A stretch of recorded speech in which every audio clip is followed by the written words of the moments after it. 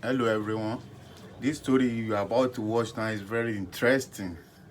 Please subscribe to my YouTube channel.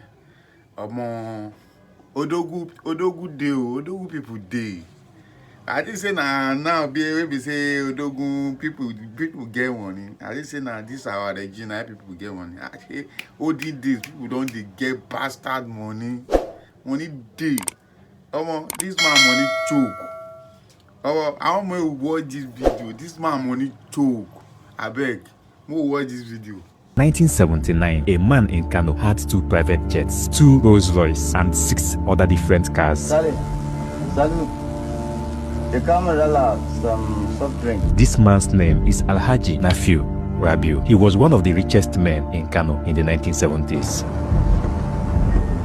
Alhaji Nafiu's wealth was not just about his Rolls Royce or the way people admired his cars. This was at a time in Nigeria when Peugeot and Volkswagen had assembling plants in some parts of the country, especially in Kaduna and Lagos, where they produced brand new cars that sold between 1,000 naira and 4,000 naira, depending on the model. At a time when 1 naira was still in a note, he built his wealth from owning multiple textile factories.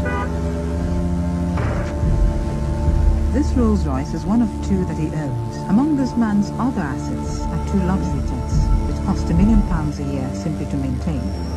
Imagine spending £1 million in 1979 just to maintain 2 private jets. £1 million today is more than 1.7 billion naira. Nafiu Rabiu was so wealthy that today, wealth is part of the family name Rabiu. His father was one of the known businessmen in Kano, and his younger brother is the owner of Bua Cement and Bua Group, Abdul Samad Rabiu. You can have all these opportunities, all these resources. If you are not able to harness them, they will be useless. But before Alhaji Nafiu became known in the Nigerian business world, let's go back to Lagos in the year 1920, when there were no boreholes in the whole of Lagos. Here, the first Portuguese explorers, arriving in Nigeria from overseas 500 years ago, found the banks lined with villages. During this time, the major source of water was the rivers and lakes around Lagos. Even the European colonial masters had no source of tap water. But there was a man called Candido Darocha who saw the opportunity and made a name for himself. There is a house in Kakawa Street in Lagos Island called the Water House. This was where Candido Darocha lived. This house is called the Water House because after Candido Darocha's father died around 1891, Candido Darocha took charge of the family house. It was in this house that he dug a well.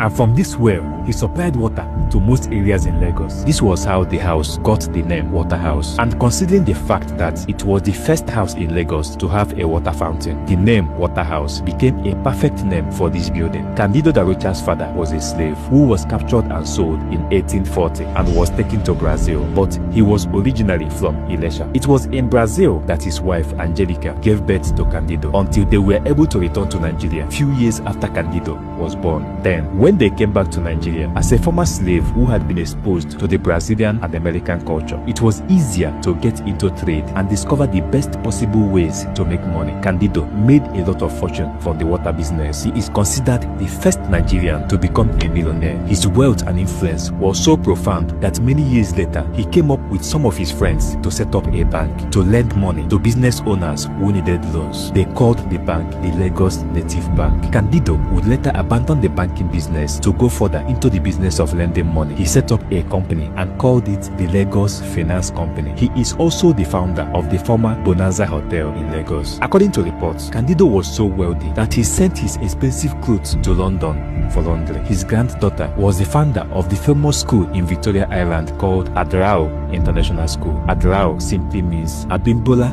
Darocha Afodu Omololu. Before Candido Darocha died in 1959, at a time when Nigeria was heading to independence, then a new form of business other than the water business began to emerge. Now, people are moving to major cities in search of jobs. Lagos, as the capital city, became the most preferred destination. As more people pour in, the population of the cities is mushrooming. Lagos, Nigeria's major port, its chief gateway to the faraway outside world. This movement of people to major cities became a problem. Remember, back then, there were no transport companies to move people from different parts of the country to the cities. And aside the movement of people, foreign trading companies were also shipping their goods to the ports in Lagos. So, most traders in the different parts of the country also moved into Lagos to buy goods for trade. But there was a company in Lagos called John Holt, which specialized in buying palm oil, rubber, and cocoa in Nigeria, exporting them to England. And while returning to Nigeria, the company would import textiles, bicycles, and other products to sell in Nigeria. During those years, this company had some Nigerian salesmen who helped them to sell the goods. Among them was a certain sales clerk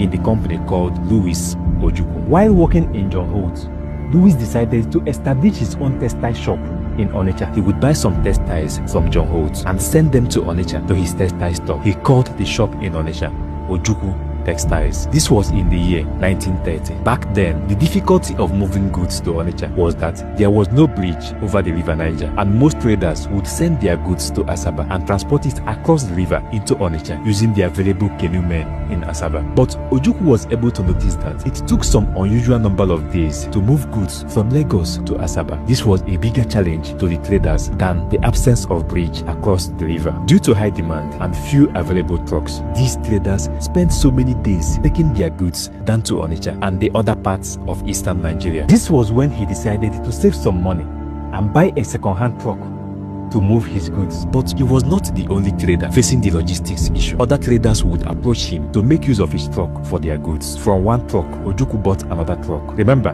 he was still working in John Holt. He then decided to resign from the company. This was the beginning of the name Ojukwu Transport. In 1939, this time, he had increased the number of trucks he had and was also moving not just goods, but people and farm products. He became the major transporter along eastern and western roads in Nigeria. But suddenly, in September 1939, the Second World War broke out. During this war, the British government was moving food supplies and soldiers from Nigeria, taking them to the war front to help them fight the war. They chose Ojukwu Transport as their logistics partner to help them move the soldiers and the food supplies to the ports. Pilot Officer Peter Thomas is the first African to be granted His Majesty's commission as a pilot in the Royal Air Force. Before the war, he was a civil servant in Lagos, the capital of Nigeria. When war broke out, he volunteered for the Royal Air Force and set his heart on being a pilot. The Nigerian regiment formed part of the Royal West African Frontier Force, of which their commander-in-chief has said never has the reputation of the Royal West African Frontier Force